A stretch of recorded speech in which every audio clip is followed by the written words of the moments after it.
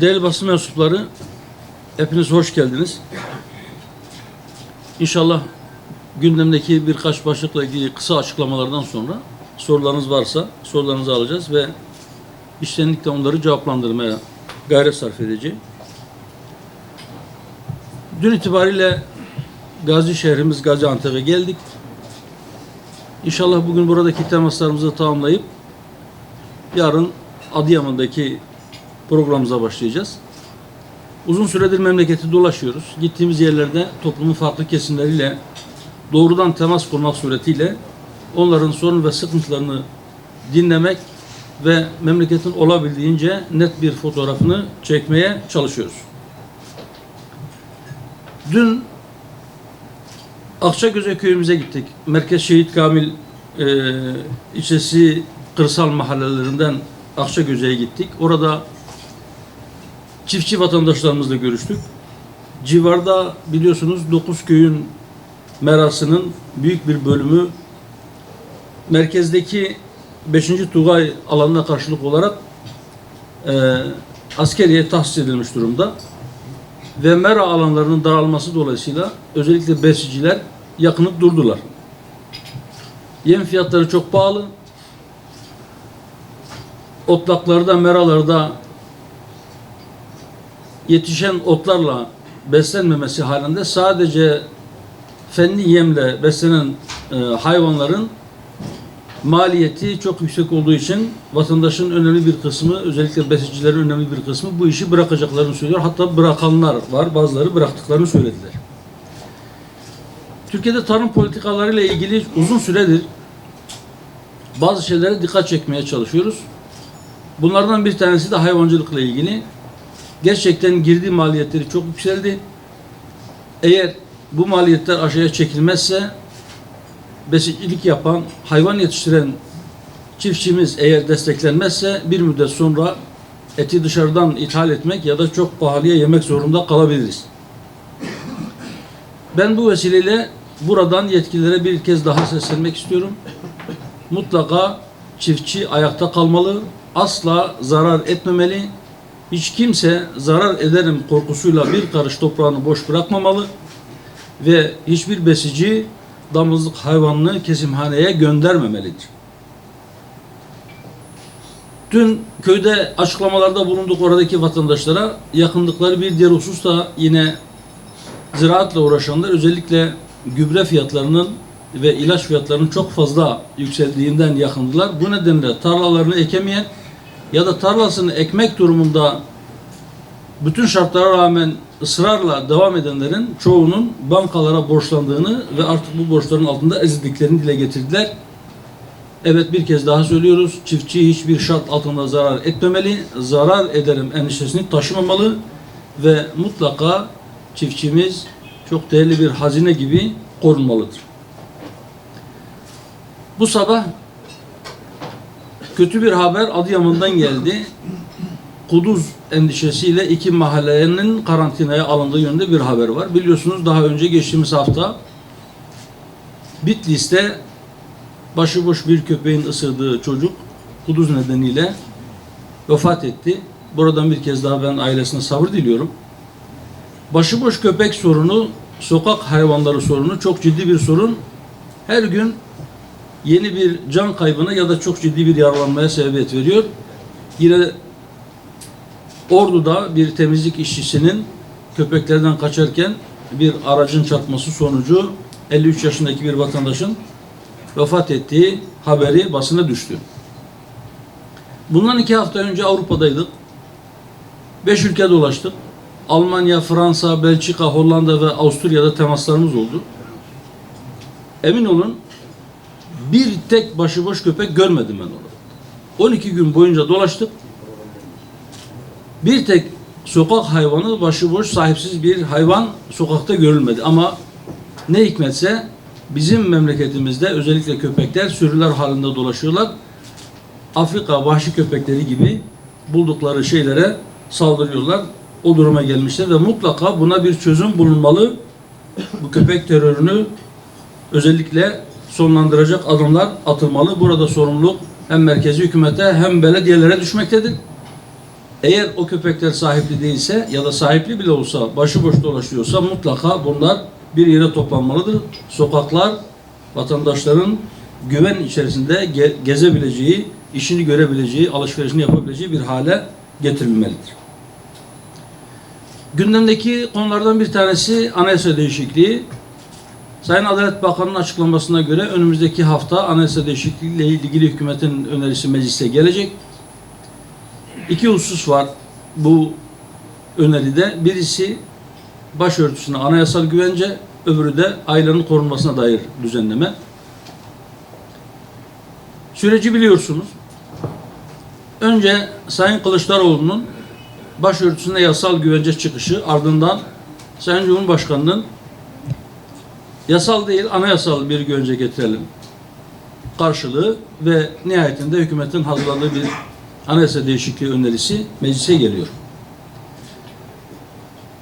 Özellikle bu düzenlemeye konu olan başlıklardan bir tanesi başörtüsü. Başörtüsü kimisine göre temel bir insan hakkıdır. Temel insan hakları hukuki metinlerle düzenlenir, sınırları belirlenir, daraltılır, genişletilir ya da kaba tabiriyle yeni bir hak ortaya çıkarılır, varlığı veya yokluğu o metinde belirlenir. Bize göre başörtüsü İslam'ın bir emridir. Allah'ın bir emridir. İnancı gereği başını örten inancı gereği başını örtmek durumunda olan ya da böyle inanan insanların başını örtüp örtemeyeceğine ilişkin herhangi bir hukuki düzenleme yapılmasını biz doğru bulmuyoruz. Normal şartlarda bir memlekette bir insan hangi inanca mensup olursa olsun, hangi dinin mensubu olursa olsun, kendi dininin kendisine yüklediği bir vecibeyi yerine getiriyorum diye bir harekette bulunuyorsa, bir ibadetini yerine getiriyorsa, siz bunu oylayamazsınız. Parlamentoda yasal düzenleme konusu ya da anayasal düzenleme konusu yapamazsınız, yapmamalısınız. Daha iyi anlaşılsın diye şöyle söyleyeyim. Mesela namaz kılmak İslam'ın 5 temel şartından birisidir. Müslümanların önemli bir kısmı namaz kılar. Bazıları kılmayabilir. Bazıları zaman yetiremiyorum, tembellik ediyorum diyerek kılmayabilir. Ama bu namazın İslam'ın 5 temel şartından biri olduğu gerçeğini değiştirmez. Tıpkı örtü gibi. Örtünen var, örtünmeyen var. Siz herhangi bir kanunla ya da anayasa maddesiyle namaz kılmanın sınırlarını, çerçevesini, zamanlamasını, vakit sayısını, rekat sayısını ya da kılınıp kılınmayacağını düzenleyemezsiniz. Yapmamalısınız. Fakat Türkiye normal bir ülke değil. Daha önce örtüyle ilgili, tesettürle ilgili çok ciddi sıkıntılar yaşandı. Başını örttüğü için insanlar okullarından atıldı. Memuriyete alınmadı.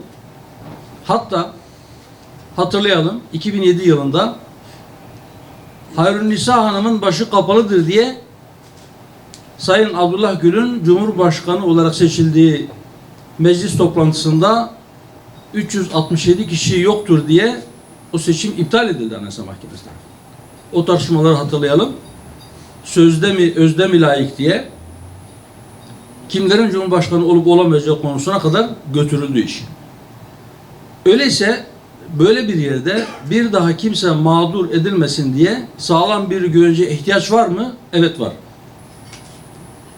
Ama biraz önce söylediğim işin felsefi temelini ıskalamadı.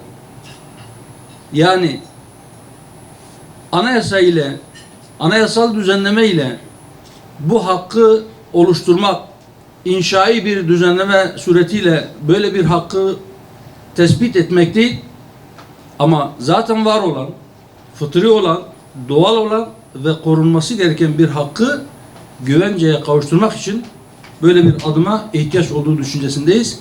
Ve bu adım bize göre güvencenin sağlam olması için yasal değil, anayasal bir güvence getirmek şeklinde bir adım olması bizim tercihimizdir. Gündemdeki konulardan bir tanesi de neredeyse değişmez konulardan bir tanesi hayat pahalılığı. Yılbaşı yaklaşıyor. Aralık ayının başında asgari ücret tespit komisyonu toplanmaya başlayacak. Önümüzdeki yılın Ocak ayında uygulanacak asgari ücreti tespit etmeye çalışacaklar. Değerli basın mensupları, bu işi takip edenler iyi bilirler ki son 3 yıl hariç çok uzun bir dönem asgari ücret genellikle açlık sınırının bile altındaydı. 2019'dan itibaren çok cüz'i bir miktar açlık sınırının üzerine çıkmaya başladı ama Ocak ayında takip eden aylardaki zamlar nedeniyle asgari ücret yeniden erimeye başladı ve açlık sınırının altına düştü. Şu anda 2022 yılında 2 kez asgari ücret düzenlemesi yapılmasına rağmen asgari ücret açlık sınırının epey altında. Ekim ayı rakamlarına göre Türkiye'de 4 kişilik bir ailenin sadece gıda için harcaması gereken para 7.425 lira. Yani 4 kişilik bir ailenin sağlıklı beslenebilmesi için yemeye, içmeye ayırması gereken miktardır bu. Gerçi asgari ücretin tanımında asgari ücretin ailesi yok. Yasal tanımına göre asgari ücret sadece işçinin beslenme, giyim, barınma, sağlık, eğitim, kültür gibi zorunlu harcamalarını günün fiyatları üzerinden karşılamaya yetecek ücrettir diye tarif edilir asgari ücret. Biz öncelikle asgari ücretin tarifinin değiştirilmesini istiyoruz. Çünkü bu memlekette çocukların çalıştırılması yasak. Yasak olmasa bile eğitim çağındaki çocukların para kazanması için sokağa gönderilmesi ya da bir iş yerinde çalıştırılması o çocuğa zulümdür. Öyleyse çocuk çalışamayacağına göre, çocuğun geçimini devlet karşılamadığına göre o zaman asgari ücretin tanımına siz kişinin bakmakla yükümlü olduğu ailesini dahil etmek zorundasınız. Onu bir kenara bıraktım. 10 yıldır söylüyoruz ama asgari ücretin tanımı değişmedi. Şu anda sadece tek başına yaşayan bir kişinin yaşama maliyeti dedikleri aylık barınma, beslenme, giyim ve diğer harcamalarına yetecek olan ücretin 9.705 lira olduğuna dair Ekim ayı rakamlarıyla söylüyorum yine bir rakam ortaya çıkıyor.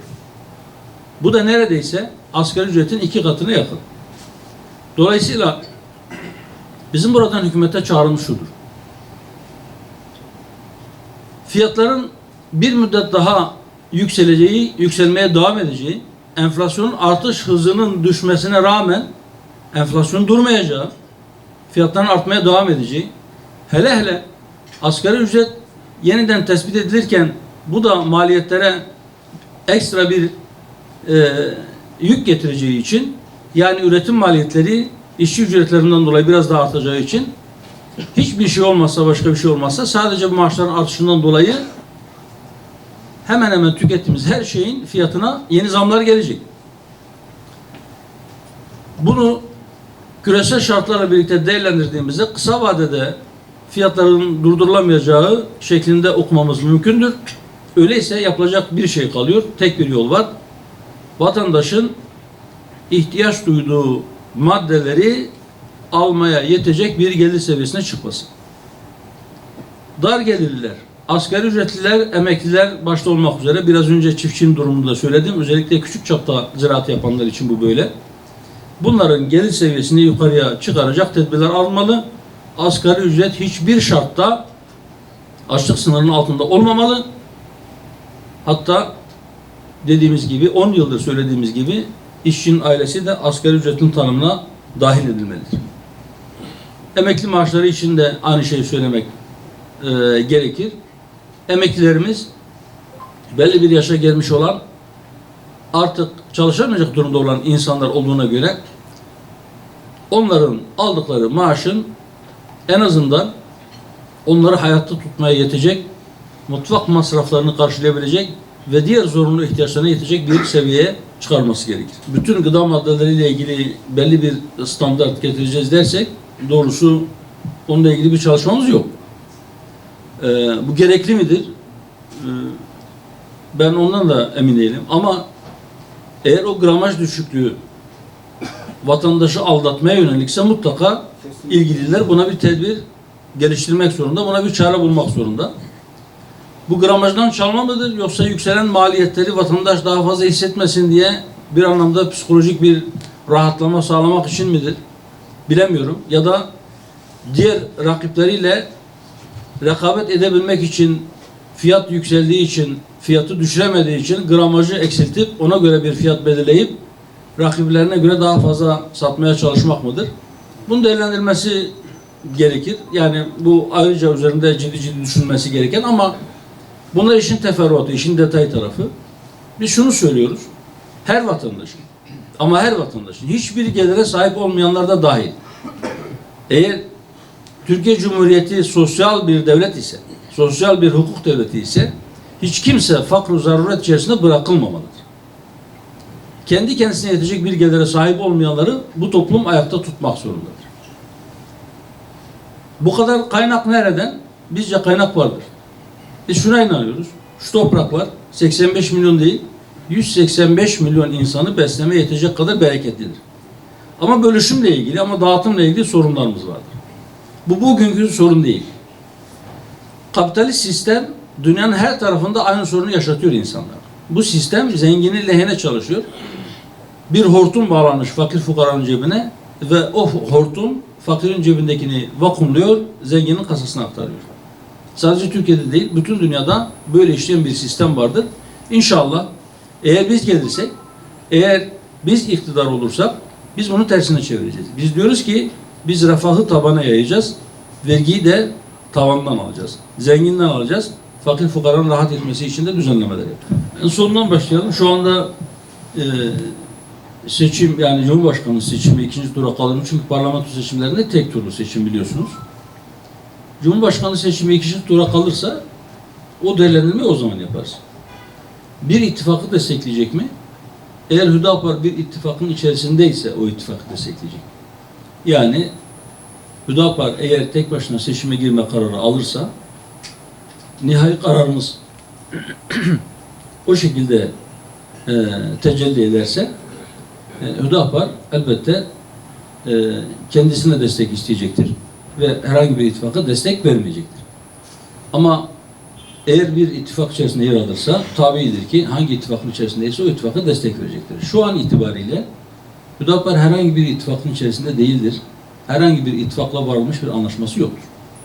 Eğer olursa onu siz değerli basın mensupları aracılığıyla bütün milletimize duyuracağız. Yani aslında o sorunun muhatabı belki o ekranlara konuk davet edenlere, misafir davet edenlere sormak gerekir ama belki Hüdapar'ın söyledikleri birilerine ters geldiği için olabilir. Ya da Hüdapar'ın bir muhalefet anlayışı vardır, bir siyaset anlayışı vardır. Bir kere biz diyoruz ki kendimizi halkımıza şirin göstermek için ya da onların teveccühünü kazanmak için biz onları aldatıcı bir beyanda bulunmayacağız. Yalan söylemeyeceğiz diyoruz. Biz rakiplerimizi karalama gibi bir usluba da sahip değiliz. Biz gittiğimiz yerlerde daha çok kendimizi anlatmaya çalışıyoruz. Belki bu da çok fazla reyting getirmiyor kendimizi anlattığımız için. Kavgacı bir uslubumuz olmadığı için. Bir de şu var, biz doğru kimden gelirse gelsin o doğruya sahip çıkarız. Yanlışı da kim yaparsa yapsın ona da karşı çıkarız. Bu anlamda muhalefete yakın basın belki hükümeti iyice dövmemiz, hırpalamamız için bizi oraya çıkarmak ister ya da o sözlerimizi öne çıkarmak ister ama bizi ekranlarına çıkardıklarında, hükümetin doğru yaptığı bir şeyi sorduklarında ona muhalefet etmediğimizi gördüklerinde belki niye muhalefet partisi olmasına rağmen iktidarın lehinde bir şeyler söylüyor gibi bir düşünceye kapılıyor olabilirler. Ya da hükümete yakın bazı yayın organları bizi çağırdıklarında hükümetin doğru yaptığı, doğru yönde attığı bazı adımlara destek açıklamalarımızı gördüğünde bizi davet edip onları orada söylememizi istiyorlar. Ama hükümetin yanlış yaptığı bir konuyu eleştirdiğimizde de onların hoşuna gitmiyor. Böylece belki bu kadar bloklaşmış bir basın içerisinde kendimize yeterince yer bulamıyoruz. İlk bakışta bizim gözümüze çarpan sebepler bunlar. Ama biz bunları aşacağız inşallah. davet edildiğimizde katıldığımız programlarda takip edenler çok iyi biliyor ki biz neye inanıyorsak biz onu söylüyoruz ve inşallah biz eğriye eğri, doğruya doğru demeye devam edeceğiz. Eğer basın sesimizi duyurmazsa o zaman biz doğrudan doğruya halkımıza temas kurmak suretiyle sesimizi o şekilde duyurmaya çalışacağız. Teşekkür ederim.